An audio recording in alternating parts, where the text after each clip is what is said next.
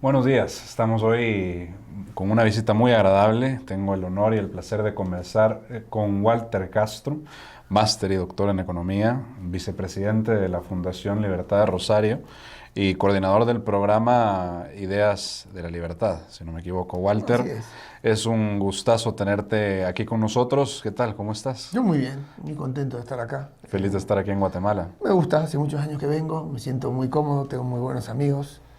Así es que es como una bonita vacación en la que uno aprovecha para refrescarse el espíritu.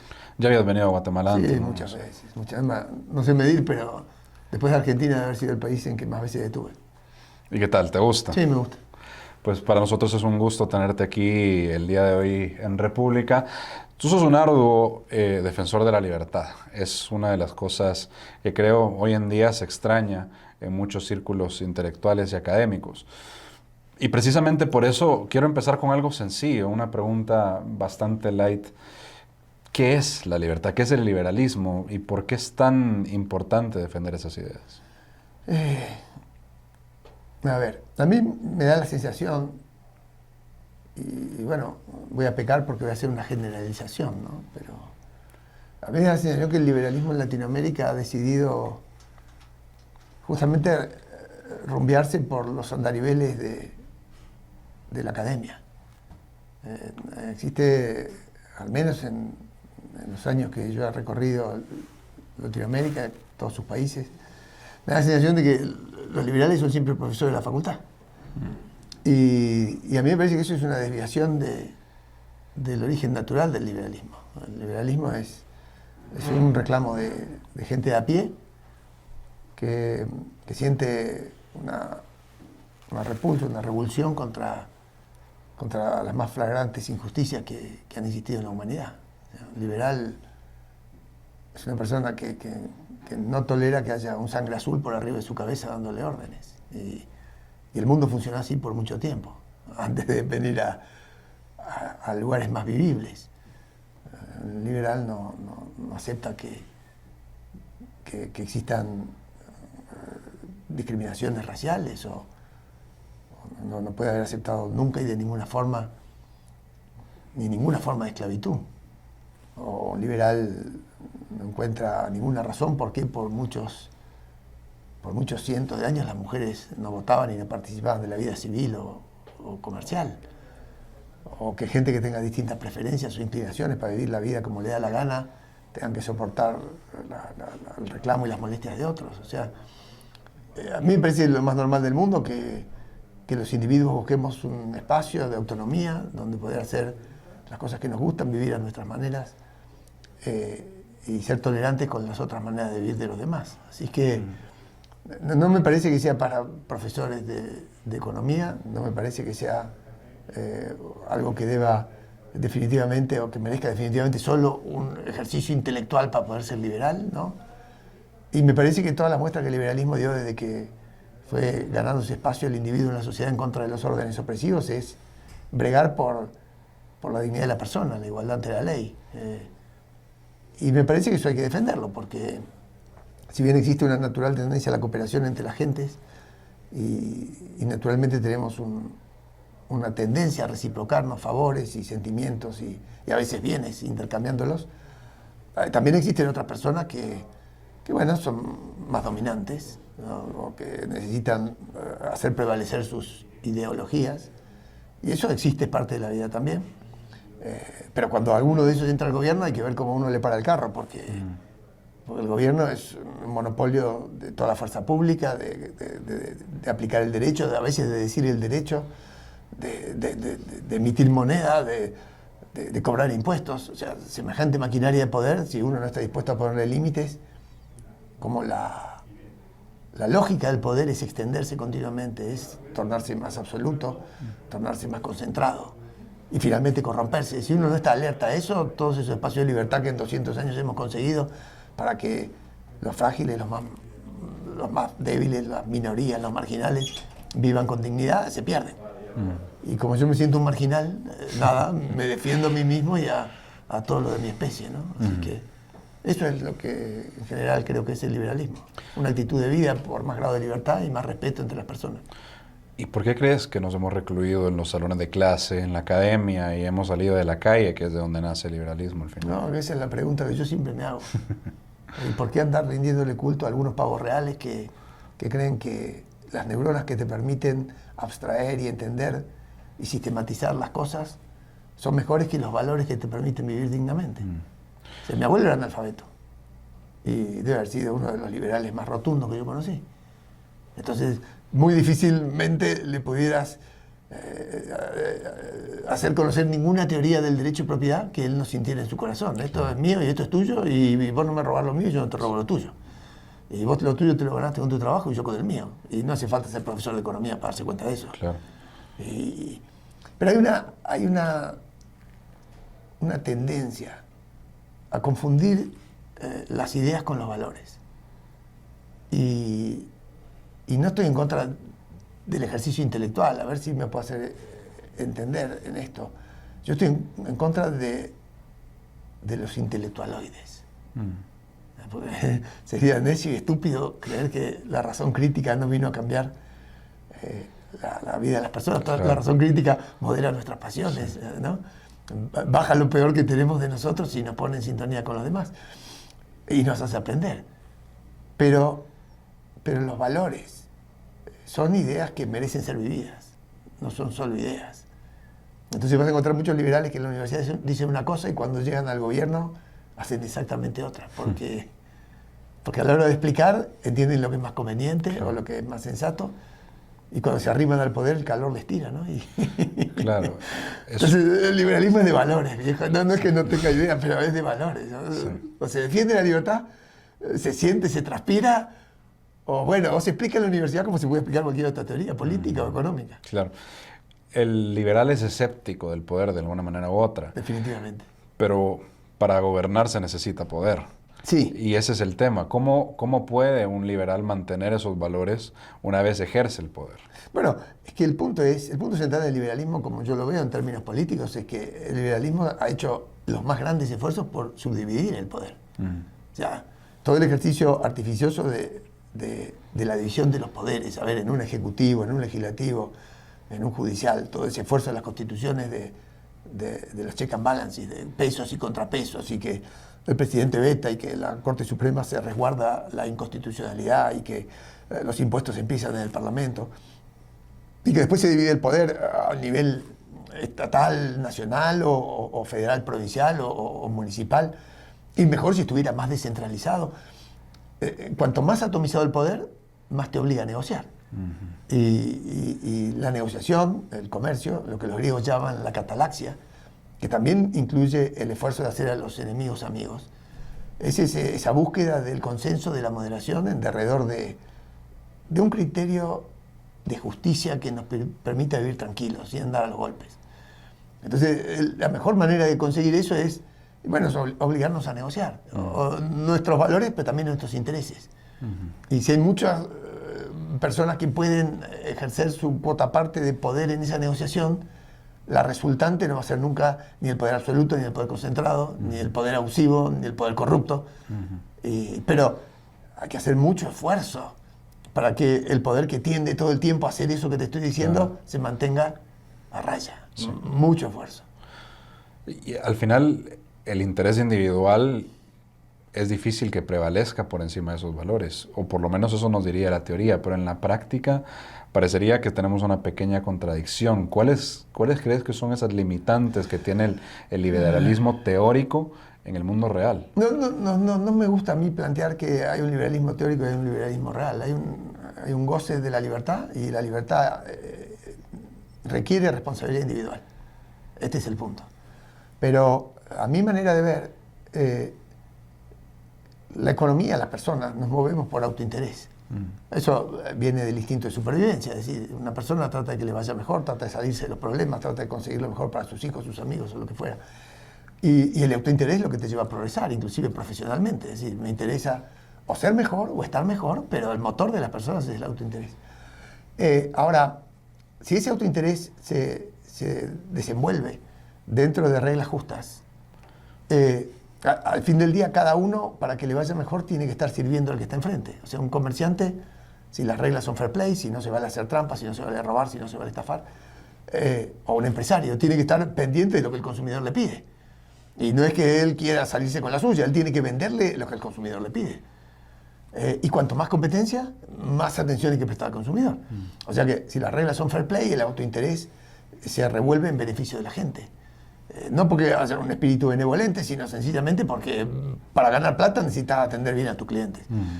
Ahora, si no hay reglas de justicia, si los derechos de propiedad no están claros, o si las facciones se adueñan de una parte del poder y están dispuestas a confrontar, ahí el autointerés es guerra. Y entonces el orden de justicia se resquebraja, se desvanece, y va a haber uno que prevalezca sobre el otro y lo va a someter, o lo va a degradar. Claro. No sé si me explico bien. O sea, Sí, sí.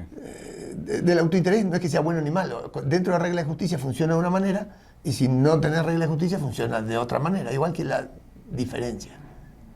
La diferenciación es igual. O sea, el liberalismo se funda en la diversidad de las gentes. El liberalismo es un orden extenso, abierto, inclusivo y diverso. Ahora, esa diversidad, ese principio de diferencia, es lo que hace que vos te quieras parecer a los que le va mejor. Y querés ser o el mejor deportista, o el mejor estudiante, o la mejor persona, o el mejor empresario. Y la diferencia te mueve. Ahora, si no está esa regla de justicia bien nítida, la diferencia hace que la gente termine en conflicto. Hay una tendencia global hacia la autocratización. Creo que el mundo está cada vez más seducido por el populismo. Y, por ejemplo, aquí en Centroamérica lo vemos, o sea, lo tenemos a la par. Está en El Salvador, está en Honduras, está en Nicaragua, poco a poco también aquí en Guatemala. ¿Cómo responde un liberal ante esos retos? También estuvo en Carlos V, también estuvo en Felipe II, también estuvo en Luis XVI, Luis XIV, Luis XV, en Julio César, en Atila. A ver, eso no es nuevo. Eso no es nuevo. La lucha por la libertad tiene tantos años como las personas tienen deseo de vivir su vida. Cuando el individuo reconoció que la felicidad es inendosable, cuando se pudo salir de la corporación, o de su claustro, o de su familia, y se fue terminando la historia del mandato, y fue apareciendo la historia del contrato, cuando uno se da cuenta que el aprendizaje es personalísimo y la felicidad también es personalísima, empieza a defender esos espacios de autonomía que hacen falta para ser libre, y se quiere sacar de encima el sallo de los que te quieren hacer vivir de otra forma. Pero esa discusión tiene muchos años, y la primera ley del poder es esta que te conté antes, que se extiende, que se concentra, que se hace absoluto, y que finalmente se corrompe. Y cada vez que el poder se corrompe, los espacios de libertad, que ya están muy comprimidos, ya la gente no soporta más, y vuelven a eclosionar y otra vez se empiezan a ganar. Es un dragón rojo y uno blanco peleándose todo el tiempo. Y todo el tiempo vas a pelear, toda tu vida vas a pelear contra gente que te quiere cerrar los espacios de libertad. Toda la vida va a ser así. Ahora, hay algunos liberales de paladar negro que han puesto en juego su vida, su patrimonio, y se han demostrado muy tolerantes hasta con gente que piensa distinto. Y de esos tipos dependen que los grados de libertad a veces se ensanchen, ¿no? O sea, estoy pensando en la juventud en Venezuela. Digo, y aún así, ¿cuántos años lleva batallando? Y tiene ahí un leviatán que ni te cuento. Y siempre vas a tener esa amenaza del leviatán. Pero yo confío en que también está ese espíritu de las personas de querer vivir su vida en libertad. Es una batalla continua y muy larga, muy larga. ¿Se va perdiendo en Corea del Norte? Sí. ¿Se va perdiendo en Venezuela? Sí. ¿Se va perdiendo en Cuba? Sí. Pero también se va ganando en otros sitios, ¿eh? ¿Pero no crees que se llegó a un punto donde casi todo el mundo, siendo muy grosero con la generalización, aceptó las ideas de la libertad en un momento y poco a poco se están sintiendo defraudados por sistemas políticos que no tienen nada que ver con esas ideas, pero que se asocia con esas ideas? Son dos cosas distintas, ¿no? Son dos cosas distintas. ¿Tú dirías que hoy en el mundo hay más derechos humanos que antes o menos? Definitivamente más. Ok, entonces vamos ganando. Claro. Porque esos son liberales. Ok. ¿Tú crees que las personas pueden decir más libremente lo que piensan o menos libremente lo que piensan sobre muy distintos temas hoy que antes, y pese a que está volviendo una extraña cosa de la cancelación. Eso. Okay. Es que antes sí, pero que hace 10 años no estoy seguro. Bueno, no, lo que pasa es que las batallas cambian de espadas y de armaduras, y de escudos y de banderas, y de armas y de estrategias. Pero es la misma batalla, es el dragón rojo contra el blanco. Hay personas que son dominantes y quieren prevalecer sus ideas y tienen mentes cerradas y solo ideologías, y hay otros que nos antoja vivir más libremente en un orden extenso, donde disfrutamos la diversidad, disfrutamos el intercambio, disfrutamos el diálogo, disfrutamos la tolerancia, disfrutamos participar de un mundo lleno de flores de distintos perfumes y colores y tamaños y tal. Y hay otros que no, solo quieren jardines franceses. De ahí las rosas rosas, ahí las rosas rojas, y ahí los amarillos, ahí los lilas. Y el jardinero todos los días va y le corta para que sea como a él le gusta. No, los liberales somos más amigos de los jardines ingleses. Muchos verdes, más salvajes. Y por ahí te aparece uno de esos bichos escoceses que tiene esos cuernos y árboles grandes y donde llueve, llueve, y si hay un jardinero lo único que hace es retirar la maleza y dejar que las plantas crezcan solas. Claro. O sea, en fin, son espíritus, hay espíritus libres y siempre va a haber espíritus dominantes, y por eso esa tensión no va a desaparecer nunca. Hemos hablado mucho de filosofía, de ideas, de valores, pero aterrizando ya más en el mundo real y nos vamos a tu tierra, Walter, a hablar un poco de Argentina. Antes de hablar de todo el entramado electoral, te quiero preguntar, ¿cómo llegó Argentina a estar en la situación económica en la que está hoy en día? Y lo que a mí más curiosidad me genera, ¿cómo aguanta Argentina con esa presión sin colapsar? Ok, primero no es la situación solo económica, es económica, política y social. O sea, no lo mires por un solo lado. Por supuesto que una inflación de 150% es muy llamativa, pero hemos tenido inflaciones de 3.000 y de 5.000, así es que y hemos sostenido esto con continuos errores por 50, 60, 70 años, no sé, desde que yo nací, es que venimos con la tendencia de pauperización. O sea, Argentina es un país de clases medias muy anchas, muy distinguido en Latinoamérica por tener mucha clase media, y se ha ido comiendo la clase media y se ha puesto mercantilista. O sea, pequeños grupos muy enriquecidos y mucha gente por debajo de la línea de la pobreza. Con pocas empresas, por eso no hay trabajo, y muy cerrado y con muy pocas ganas de competir, internamente y con el mundo. Entonces, si vos me decís cómo se llama esto, se llama un regreso al mercantilismo, al momento previo a la revolución industrial. O sea, no tiene ninguna ciencia que si vos decidís cerrarte, como si fueras una isla de, no sé, adentro del Mato Grosso, no sé, de aislarte, es razonable creer que vas a vivir de manera miserable, ¿o no? El mundo de la globalización muestra que los países que adquieren más nivel de vida son los que más intercambian con el resto del mundo, los que más se especializan, los que reciben tecnologías de otros países y exportan sus mejores cosas y generan valor y tienen productividad. Bueno, si Argentina es un país cerrado, corporativo, que ha decidido no competir y que entiende que en vez de tener un sistema tributario claro hay que emitir moneda, endeudarse y defaultear, es razonable que, bueno, cada año esté un poco peor, ¿o no? Sí, ¿Por qué habría de pasar otra cosa? Porque ahora, ¿cómo nos acostumbramos a esto?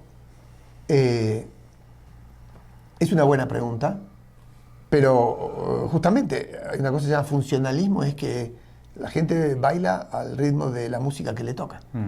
Y si las reglas materiales que imperan en la Argentina tienen que ver con un juego de suma cero en donde cada uno todo el tiempo le está quitando al otro, y donde el Estado se ha convertido en una maquinaria de redistribución de rentas, de arriba para abajo y de abajo para arriba. Pues, cuando cerrás la economía le quitas al consumidor y le das al empresario prebendario. Y después le quitas impuestos a la clase media y mantenés a un montón de gente fuera del sistema que no trabaja, con subsidios y clientela política. Y después, si la clase media se queja un poco, le subsidias el combustible y le das algún crédito para que se vaya de vacaciones. Entonces el contrato social en la Argentina es un contrato muy perverso que asegura mucha rentabilidad a muy poca gente, que le da dineros gratuitos a la clientela política para conseguir los votos, y que la clase media, después de quitarle todas las plumas, le tira un maíz y le va permitiendo un crédito subsidiado o la luz más barata o la nafta más barata. Entonces son contratos sociales muy perversos. Claro. Una falla institucional, diría yo. Ahora, ¿cómo te acostumbras a vivir ahí? Y bueno, de golpe, el ser humano se va acostumbrando a todo, creo yo. Y lo peor es que te adiestras para ir esquivando las balas, ¿no? Claro. Pero al final las balas le pegan a mucha gente. Y tenés mucha gente fuera del sistema. El peronismo como fenómeno político me interesa, pero me interesa también sociológicamente. ¿Hay manera de cambiar o de revertir el chip que tiene mucho votante argentino después de todos esos años de asistencialismo estatal? Sí, ¿por qué no? ¿Por qué no?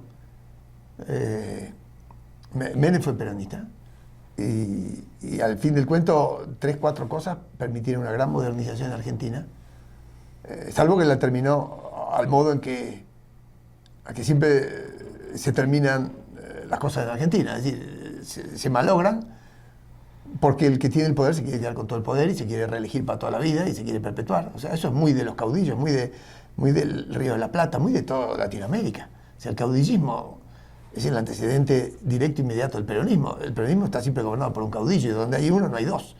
Y alguna vez fue Menem, otra vez fue Duhalde, después fue Kirchner, después fue Cristina Kirchner y a lo mejor, no sé, en el futuro lo sea otro. Siempre tiene su caudillo, ¿no? Y en las provincias argentinas los gobernadores son caudillos, especialmente las más pobres. Entonces vos decís, bueno, ¿y cómo vamos a cambiar esto? Bueno, imagínate que la Constitución del 53, 1853, empujada por Alberdi desde la pluma y por Urquiza desde las lanzas, vino a instalar unas reglas que en el fondo lo único que pretendían es eliminar esa cultura del caudillo. Y bueno, no nos ha ido del todo bien, o sea, materialmente, por alguna razón hay que explicar por qué somos así. Yo no lo sé explicar y sería muy complejo y no en un programa de tele, pero hay algo que viene fracasando en la Argentina. Ahora, ¿se puede salir de esto? Bueno, te diría que la China de hoy se salió de lo que era Mao Zedong. Claro. Y te diría que el Vietnam de hoy no es el mismo del de antes, ni el Japón de la posguerra fue el distinto del de la preguerra, ni España hoy es la misma España que la de Franco. O sea, a la vuelta de la esquina te encontrás... Chile tenía 50% de pobreza en los 90 y tiene hoy 6% de pobreza. Y aún así casi queman todo Santiago, se ve que alguna cosa falla ahí adentro.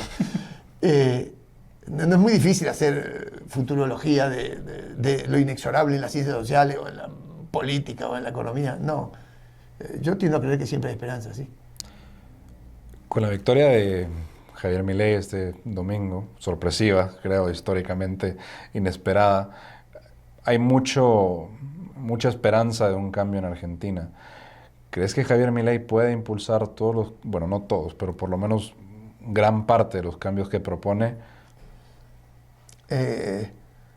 A mí me parece que Milei oxigenó el debate público de ideas en Argentina, porque puso sobre la mesa los problemas en carne viva. Es decir, un país no puede vivir emitiendo dinero, no puede tener un Estado infinanciable, que sea 40 puntos del PBI con una economía que va languideciendo en el sector privado y que exporta cada vez menos.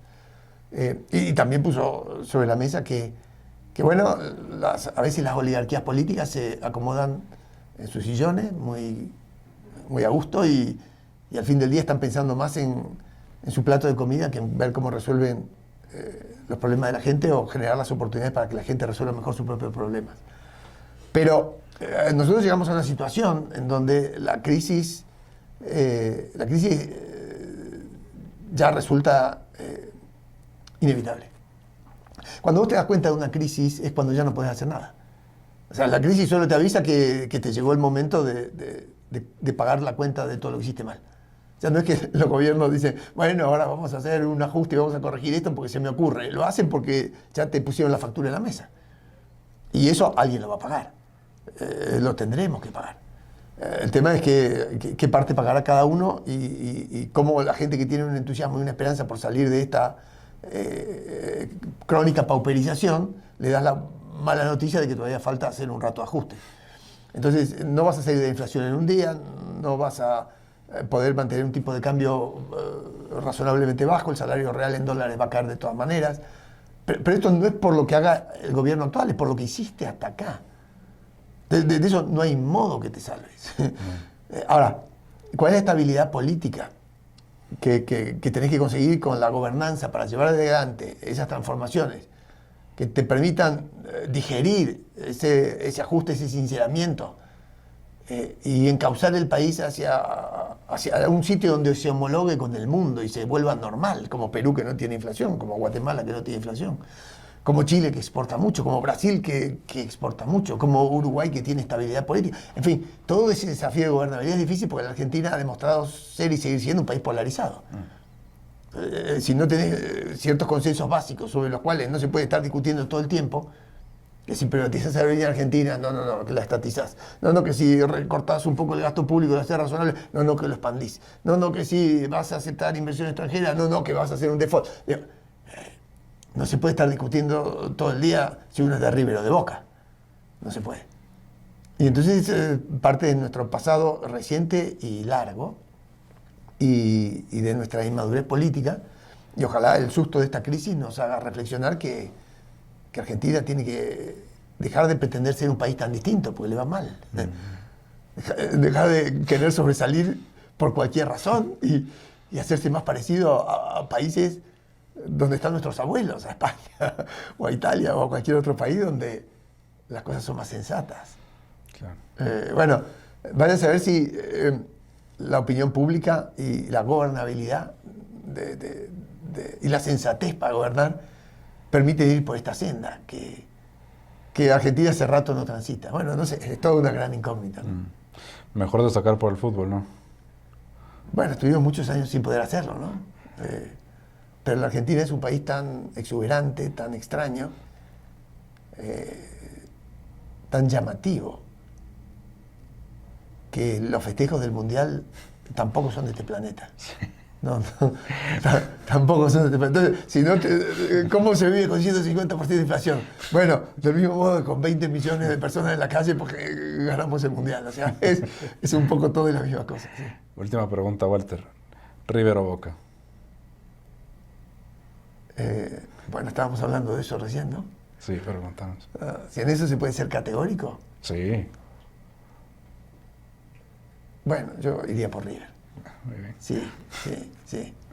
Yo iría por River, sí. Walter, ha sido un placer, un gustazo platicar contigo, una charla muy, muy edificante. Y había que terminar de una manera tranquila, ¿no? Después de tanta noticia interesante sobre Argentina. Te dejo el micrófono para que te despidas de nuestra audiencia, mandándoles un mensaje. Primero les mandaría un mensaje a nuestros primos de Boca. Sé que estoy en Guatemala, pero hay que acompañar a la gente cuando lleva un mal trago. Y entonces acá estamos para poner el hombro. No, fuera de chiste y de la autorreferencialidad que tenemos todos los argentinos, tristemente, es siempre un gusto estar acá en Guatemala, compartir con gente cálida y con esta amabilidad tan típica de este país, donde lo hace sentir a uno muy acogido. Así que muchas gracias por el rato y por el trato. Un gustazo, Walter. A las órdenes.